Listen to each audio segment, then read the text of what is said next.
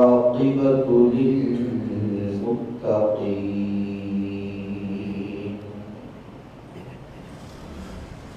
والصلاة والسلام على سيدنا وسيد الأنبياء والمرسلين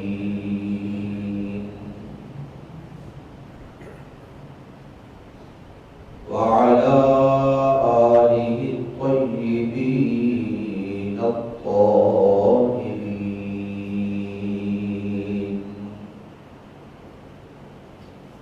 وأصحابه الكاملين.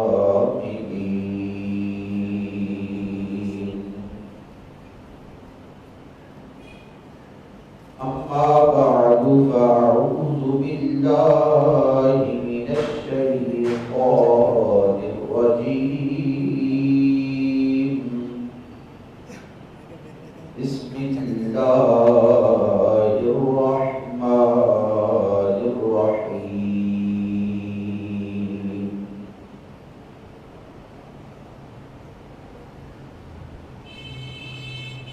وإذا قاموا إلى الصلاة قاموا كسالى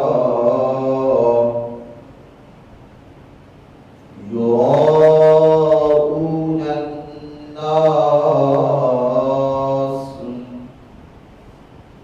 ولا يذكرون الله إلا قليلا.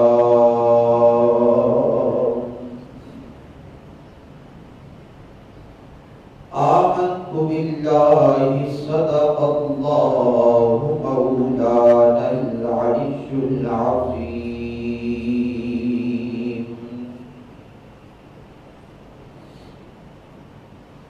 مولاي صل وسلم دائما أبدا على حبيبك خير الخلق كلهم محمد سيد الكونين والثقلين والفريقين من عرب ومن عجم. هو الحبيب الذي ترجى شفاعته لكل هول من الأهوال مقتحمين. يا رب بالمصطفى بلغ مقاصدنا واغفر لنا ما مضى يا واسع الكرم. تمامی آبا مل کے رسول مکرم شفیع معظم جامع العالم میرے اور آپ کے کریم آقا جناب احمد مجتبی محمد مصطفیٰ صلی اللہ علیہ وآلہ وسلم کی پاک بارگاہ میں جھوم جھوم کر درود و سلام کا نذرانہ پیش فرمائیں. الصلاۃ والسلام علیک یا سیدی یا رسول اللہ. الصلاۃ والسلام علیک یا سیدی یا حبیب اللہ. سبھی پڑھ لیجیے. الصلاۃ والسلام علیک یا سیدی یا نبی اللہ.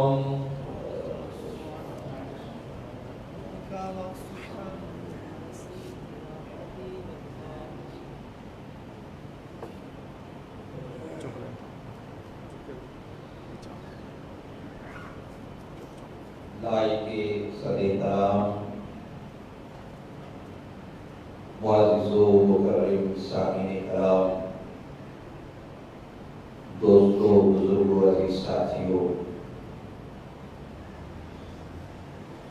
اللہ جل وعلا مالک کائنات کا لاکھ لاکھ شکر ہے کہ رب العالمین نے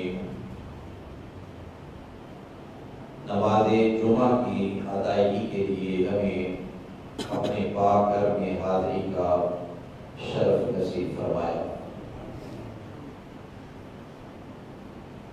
خالق کائنات کی بارگاہ میں ہم سب دعا گو ہیں کہ رب العالمین تا دم آخر ہمیں اپنے در پہ آتے رہنے کی توفیق نصیب فرمائے۔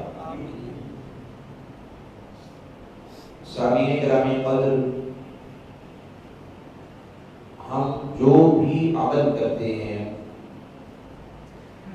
جو بھی ہم کام کرتے ہیں،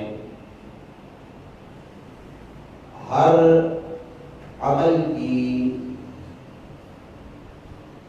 بنیاد یا ہر عمل کا نتیجہ اس بات پر منحصر ہوتا ہے کہ ہم وہ عمل کس نیت کے ساتھ کر رہے ہیں۔ نیتوں کا ہمارے اعمال سے بڑا گہرا تعلق اور واسطہ ہے۔ تقریباً تمام تر محدثین کی کتابیں اٹھا لیں، پوری سیاستہ اٹھا لیں، موقع امام مالک اٹھا لیں، احادیث کی اکثر کتابیں اٹھا لیں، ہر حدیث کی کتاب میں جو حدیث محدثین سب سے پہلے لے کر آئے ہیں وہ یہی حدیث ہے جو حضرت عمر فاروق سے روایت ہے کہ رسول خدا نے فرمایا انما الاعمال بالنیات، کہ اعمال کا دار و مدار تمہاری نیتوں پر ہے۔ اعمال کا دار و مدار ہماری نیتوں پر ہے۔ ہم اللہ کے گھر میں آئے بیٹھے ہیں، کب سے نہ جانے آ رہے ہیں، اور جب تک مالک کی توفیق ہوگی اس کے گھر میں انشاءاللہ ہم آتے رہیں گے۔ لیکن ہم کس نیت کے ساتھ آتے ہیں، کیا ارادہ لے کر آتے ہیں، ہمارے دلوں میں کیا کیفیت ہوتی ہے، کیا چل رہا ہوتا ہے، اصل چیز یہ ہے۔ اگر تو ہم مسجد میں آئے کہ لوگ دیکھیں کہ واہ واہ واہ جی واہ بڑا نمازی ہے ماشاءاللہ، لوگ کہیں کہ ماشاءاللہ بڑا تسبیح و تحلیل والا ہے، لوگ کہیں چلو جی جوانی میں نہیں آ سکا، بڑھاپے میں ماشاءاللہ خوب اللہ کی عبادت کر رہا ہے، بندگی بجا رہا ہے۔ اگر تو یہ کیفیت دل میں چل رہی ہے تو یہ میرا اور آپ کا آنا یہ ٹکروں کے سوا اور کچھ نہیں ہے۔ آ رہے ہیں ٹکریں مار کے ہم جا رہے ہیں، لیکن اگر دل میں نیت یہ ہے، خالصتاً دل میں ارادہ یہ ہے کہ میں اپنے رب کی رضا چاہتا ہوں، مجھے دنیا سے کیا غرض، میں اپنے رب کی رضا کے حصول کے لیے دن رات اس کے حضور جا کر جھکتا ہوں، ماتھا ٹیکتا ہوں، اگر یہ ارادہ ہے تو پھر مجھے آپ کو مبارک ہو، انشاءاللہ ہمارا ہر عمل جو ہے اللہ کے حضور قابل قبول ہوتا ہے۔ لیکن ہوتا ایسا نہیں ہے۔ ہمارے گھر میں خزانوں کے ڈھیر لگے ہو نا، ڈھیروں سونا موجود ہو، لاکھوں روپے موجود ہوں، ہم بلا کسی کو بتاتے ہیں کہ ہمارے گھر میں لاکھوں موجود ہیں، ہمارے گھر میں ڈھیروں سونا پڑا ہے، کوئی کسی کو خبر نہیں دیتا، کوئی کسی کو بتاتا نہیں ہے، کوئی کتنا ہی گہرا دوست کیوں نہ ہو، کتنا ہی ہم جولی کیوں نہ ہو، کوئی کسی کو خبر نہیں دیتا۔ لیکن یہ مجھے آپ کو ہو کیا گیا کہ بس 2-4 نمازیں پڑھ لی تو باہر نکل کے کہتے ہیں ماشاءاللہ جی میں تو روزانہ تہجد پہ اٹھتا ہوں، ماشاءاللہ جی روزانہ کی 100 تسبیحات پڑھتا ہوں، ماشاءاللہ جی میں نے اس سال جو ہے نا میں نے 5 لاکھ روپے زکات دی ہے ماشاءاللہ. یہ ہماری کیفیت ہے. ہم لوگوں میں یہ بڑبولا تو بول لیتے ہیں، لیکن یاد رکھیے بس لوگوں کی واہ واہ پانے کے لیے یہ بول تو ہم نے لیا، آگے سے ہمارا پتا کٹ گیا، ہمارے پلے کچھ نہ رہا، نامہ اعمال میں سب کچھ صفر ہو گیا. کیونکہ میں نے 5 لاکھ دیا. جب دیا تھا تو شاید دل میں اللہ کی رضا تھی، لیکن بعد میں لوگوں کو بتا کر میں نے اپنا سب کچھ سفایا کرا لیا. اگر نماز پڑھنے آیا تھا شاید اس وقت اللہ کی رضا کے لیے آیا تھا، لیکن بعد میں لوگوں کو بتا کر میں نے اپنے سارے سجدے ضائع کر دیے، ساری عبادات کو ضائع کر دیا. اس لیے دوستو رب کو صرف وہی عمل پسند ہے جو صرف اور صرف اور صرف اللہ کی رضا کی خاطر کیا جاتا ہے. اور جس عمل میں کوئی ذرہ برابر بھی دکھاوا آ جائے اللہ کریم اس عمل کو قبول فرماتا نہیں ہے. ایک بندہ حضور کی بارگاہ میں آیا. ابو امامہ فرماتے ہیں کہ میں حضور کی بارگاہ میں نے عرض کی، کہا یا رسول اللہ ایک شخص ہے جو اللہ کی رضا کی خاطر میدان جہاد میں جاتا ہے اور وہاں جا کر مشقت اٹھاتا ہے، تکلیف اٹھاتا ہے اللہ کی رضا کی خاطر، اور پھر اپنی جان بھی مار دیتا ہے. یہ سب عمل کرتا ہے وہ کس لیے؟ اللہ کی رضا کی خاطر. لیکن اس کے دل میں کہیں تھوڑا تھوڑا یہ بات چل رہی ہوتی ہے کہ چلو شہید بھی ہو جاؤں گا اور دنیا میں میرا نام بھی رہ جائے گا، شہید بھی ہو جاؤں گا، دنیا والے اچھے لقب سے مجھے یاد بھی کریں گے. دل میں یہ چل رہا ہے، دل میں یہ خیال بہا ہے. تو رسول خدا صلی اللہ علیہ وآلہ وسلم کی بارگاہ میں جب اس بندے نے عرض کی نا، حضور نے فرمایا اگر وہ اپنی جان بھی مار دے، شہید بھی ہو جائے، اللہ کے ہاں اس کے لیے کوئی اجر نہیں ہے. اللہ کے ہاں اس کے لیے کوئی اجر نہیں ہے. بندے نے پھر عرض کی، دوبارہ حضرت امامہ نے کہا یا رسول اللہ وہ اللہ کی رضا کی خاطر جا رہا ہے، رب کی رضا کی خاطر لڑ رہا ہے، بس دل میں کیفیت چل رہی ہے کہ چلو مر جاؤں گا، قتل ہو جاؤں گا، بعد میں دنیا کہے گی کہ اللہ کی راہ میں لڑتا لڑتا شہید ہو گیا. حضور نے پھر فرمایا اس کے لیے رب کے ہاں کوئی اجر نہیں ہے. صحابی نے تیسری بار عرض کی، تیسری بار بھی یہی جواب ملا، رب کے ہاں اس کے لیے کوئی اجر نہیں ہے.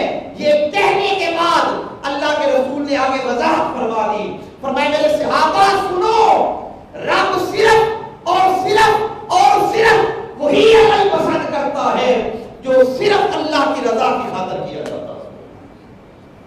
اور اس معاملے میں ذرہ برابر بھی ریاکاری آ گئی، جس عمل میں ذرہ برابر بھی دکھاوا آ گیا، وہ عمل غارت ہو کے رہ گیا، وہ عمل ضائع ہو کے رہ گیا.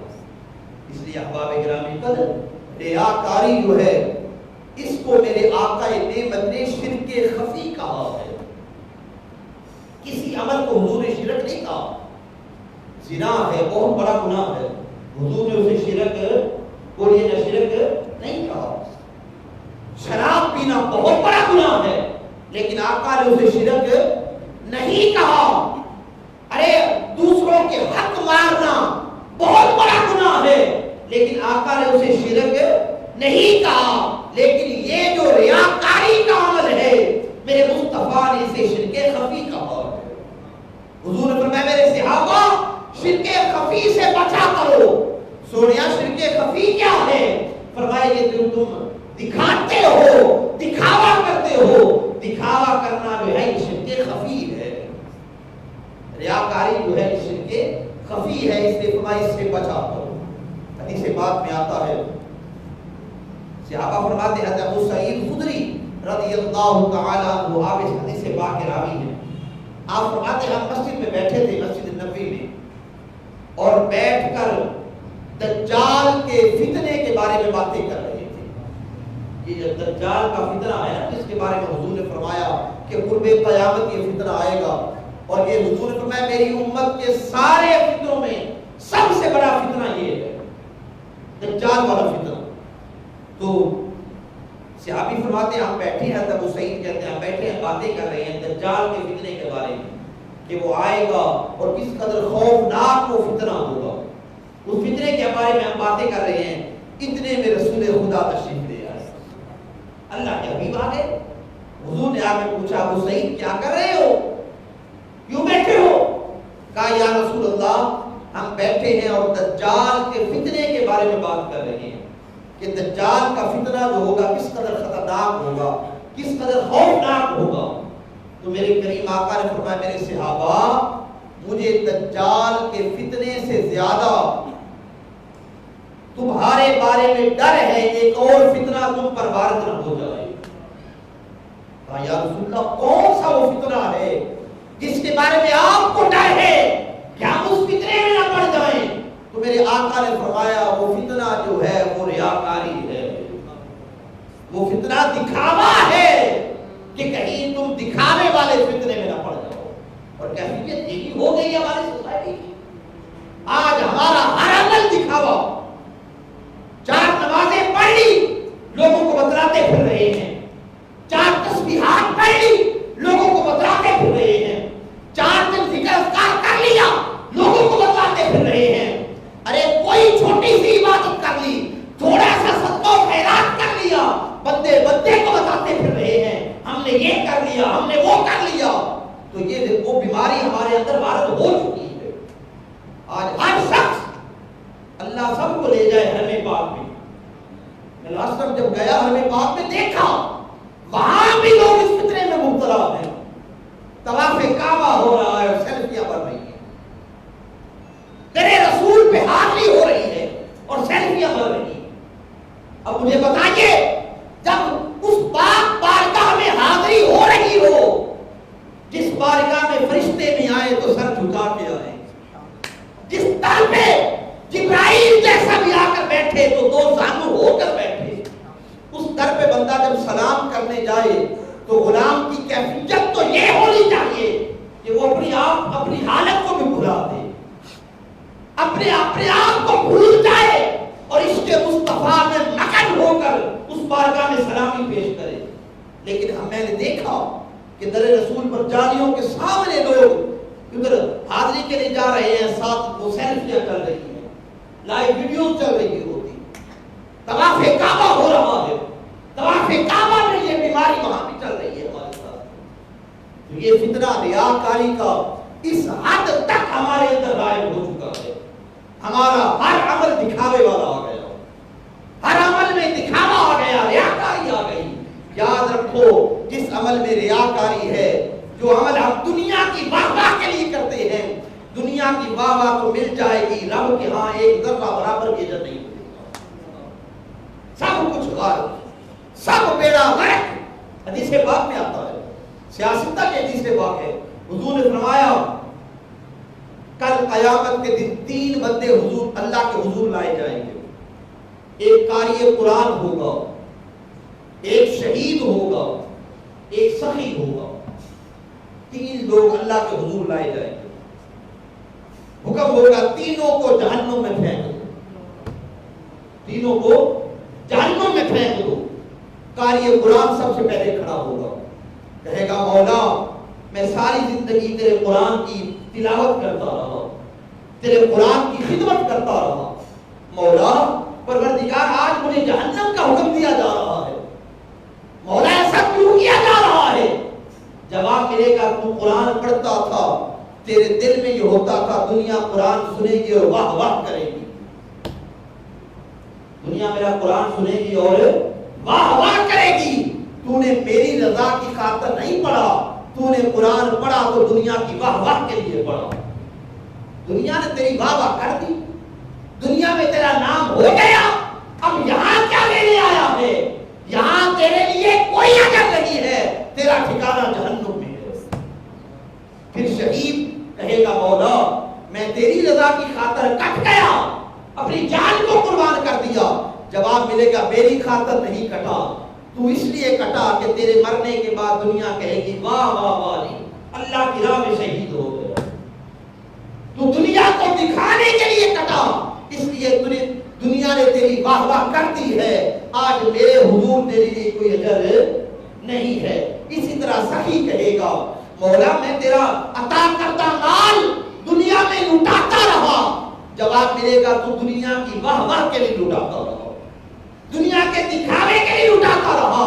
لائنیں بنا بنا کر لوگوں کو آٹے کے تھیلے دیتا تھا، ساتھ تصویریں کھنچواتا تھا. جیسے ہوتا ہے ہماری سوسائٹی میں، ایک آٹے کا تھیلا 10 تصویریں. یہ تصویریں تو کھنچ گئی، یہ سیلفیاں تو ہو گئی، لیکن رب کے ہاں ہمارا کوئی اجر نہ رہا. سب کچھ ہم نے ختم کر لیا. رب کو تو وہ عمل پسند ہے، رب کو تو وہ عمل پسند ہے جو خالصتاً اللہ کی رضا کی خاطر کیا جاتا ہے.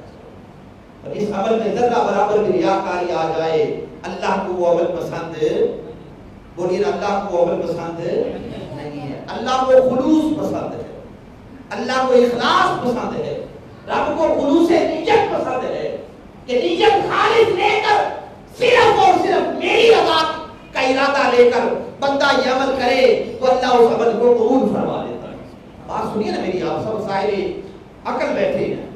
اگر بندے کو پتا چل جائے کہ میں اپنی بیوی کی ساری ضرورتیں پوری کرتا ہوں، ہر طرح کے کھانے کی چیزیں دیتا ہوں، اس کو ہر طرح کا لباس دیتا ہوں، ہر طرح کی ضرورتیں میں اسے پوری کرتا ہوں، لیکن میری بیوی میرے ساتھ مخلص نہیں ہے. اگر انسان کو یہ پتا چل جائے میں سب دے رہا ہوں اپنی بیوی کو، میری بیوی میرے ساتھ مخلص نہیں ہے، تو مجھے بتائیے گھر چل پائے گا؟ کبھی بھی نہیں چل پائے. اگر گھر میں سب کچھ آپ دیتے ہو بیوی کو اور بیوی کو پتا چل جائے کہ میرا خامد جو ہے میرے ساتھ مخلص نہیں ہے، تو پھر بھی گھر چل نہیں پائے گا. اگر تیرا میرا گھر خلوص کے بغیر چلتا نہیں ہے، تمہارا دین کیسے چل پائے گا؟ ہم نے مذاق سمجھ لیا کہ دنیا کو دکھاتے رہیں گے اور عمل کرتے رہیں گے اور رب قبول بھی کرتا رہے گا. یہ کوئی تماشا ہے، مذاق ہے. رب کو ہر چیز وہ عمل پسند رہی ہے جو دنیا کے دکھاوے کے لیے کیا جاتا ہے. رب بس وہی عمل پسند کرتا ہے جو اس کی رضا کی خاطر کیا جاتا ہے. حضرت علی المرتضیٰ کرم اللہ تعالی وجہ الکریم، ایک جنگ جاری ہے اور جنگ کے دوران آپ کا ایک دشمن سے سامنا ہوا. جب آپ کا اسے سامنا ہوا، آپ نے تلوار کا وار کیا، وہ بندہ گر پڑا. جب گرا تو حضرت علی المرتضیٰ آگے بڑھے اور آگے بڑھ کے اس کے سینے پر سوار ہو گئے. سینے پر سوار ہو کر آپ بیٹھ گئے. ادھر سر کاٹنے لگے تھے، گردن کاٹنے لگے تھے. وہ جو نیچے تھا کافر، اس نے حضرت علی کے چہرے پہ تھوک دیا، تھوک پھینک دی، تھوک دیا. جب اس بندے نے حضرت علی المرتضیٰ کے چہرے پہ تھوکا، جناب علی شیر خدا پیچھے ہٹ گئے. آپ نے اسے چھوڑ دیا، پیچھے ہٹ کے کھڑے ہو گئے. وہ بندہ بڑا حیران ہوا. اس نے کہا جناب علی المرتضیٰ آپ مجھ پہ حاوی ہو گئے تھے، مجھے قتل کرنے والے تھے، لیکن پھر ماجرا کیا بنا؟ کیا آپ اچانک مجھے چھوڑ کر پیچھے ہٹ گئے؟ فرمایا جب میں لڑ رہا تھا تو رب کی رضا کے لیے لڑ رہا تھا، اور میں نے رب کی رضا کی خاطر لڑتے لڑتے میں تجھ پہ حاوی ہو گیا تھا. تجھے میں نے چت کر دیا تھا اور میں تیری گردن کاٹنے لگا تھا کہ اچانک تو نے میرے چہرے پر تھوک دیا. جب تو نے میرے چہرے پر تھوکا تو اب صرف رب کی رضا نہ رہی بلکہ میری انا بھی آ گئی. اب صرف رب کی رضا نہ رہی، میری انا بھی آ گئی.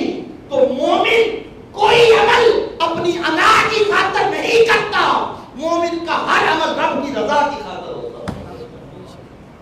مومن کا ہر عمل رب کی رضا کی خاطر ہوتا ہے. حضور نے مومن کی نشانی یہ بیان فرمائی، الحب للہ والبغض للہ. مومن کی نشانی یہ ہے کسی سے پیار کرتا ہے تو اللہ کی خاطر، کسی سے بغض رکھتا ہے تو اللہ کی خاطر. مومن کی محبت ہوتی ہے تو اللہ کی خاطر، مومن کی دشمنی ہوتی ہے تو اللہ کی خاطر. مومن ریاکاری سے پاک ہوتا ہے.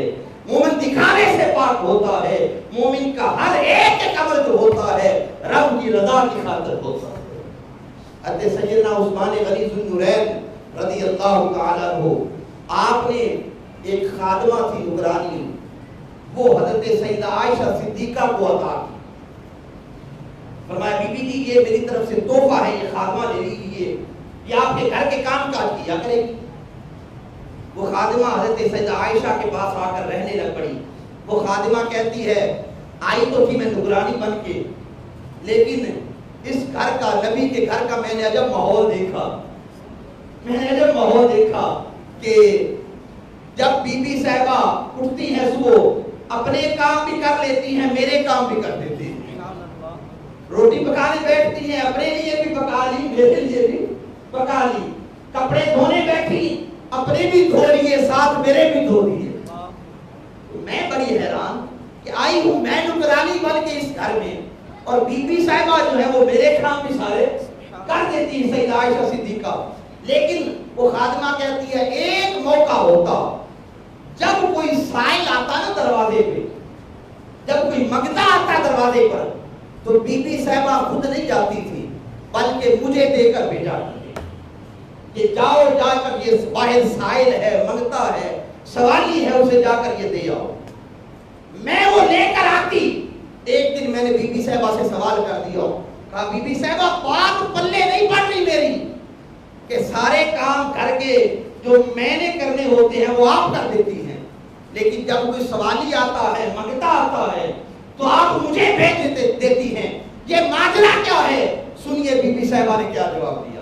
آپ نے فرمایا کہ اے میری غلامہ، اے میری خادمہ، میں تجھے اس لیے بھیجتی ہوں کہ جب تو جا کر اس سائل کو یہ دے گی تو وہ سائل سمجھے گا کہ تو نے اس کی خدمت کی ہے، تو نے دیا ہے، اور وہ سائل خوش ہو کر تجھے دعا دے دے گا، وہ سائل خوش ہو کر تجھے دعا دے دے گا۔ بی بی نے اس خادمہ نے کہا بی بی جی آپ کو دعاؤں کی ضرورت نہیں، آپ کو دعا نہیں چاہیے؟ تو اماں جی فرماتی ہے، آپ نے فرمایا اماں عائشہ صدیقہ نے، آپ فرمایا نہیں مجھے سائل کی دعا بھی نہیں چاہیے، میں ایک ایک چیز کا اجر اپنے رب کے ہاں سے لینا چاہتی ہوں، میں اپنے ہر عمل کا کل بدلہ جو ہے اپنے رب سے لینا چاہتی ہوں، دعائیں مجھے دلوا دیتی ہوں اور اجر میں اپنے رب کے ہاں سے میں پاؤں۔ باب اکرامی قدر یہ ہے خلوص جس کی اسلام بات کرتا ہے۔ اس خلوص نجت کے ساتھ جب کوئی کام کیا جاتا ہے اللہ رب العالمین اس عمل کو قبول فرما لیتے ہیں۔ مدینہ منورہ میں حضرت عمر فاروق رضی اللہ تعالیٰ عنہ، آپ کو پتا چلا کہ ایک بوڑھی مائی ہے، بی بی نبینی ہے، تو اس کا کوئی خدمت گزار نہیں ہے، کوئی بیٹا نہیں، کوئی بیٹی نہیں، کوئی اور قریبی رشتہ دار نہیں ہے۔ جب حضرت عمر کو پتا چلا نا تو آپ ایک دن اس بی بی کے گھر چلے گئے اور جا کے دروازے پر دستک دی، اندر سے بی بی کی آواز آئی، کون ہے دروازے پہ آنے والا؟ اماں جی میں عمر بن خطاب ہوں، خطاب کا بیٹا عمر ہوں، کس لیے آئے ہو؟ اماں جی مجھے پتا چلا ہے آپ نابینا ہیں، آپ کام کاج نہیں کر سکتی، کھا بھی نہیں سکتی، تو مجھے حکم دیجیے میں آ جایا کروں گا، روزانہ آپ کی نوکری کر جایا کروں گا، خدمت کر جایا کروں گا۔ اندر سے بی بی کی آواز آئی، فرمایا خطاب کے بیٹے عمر مجھے تیری کوئی ضرورت نہیں۔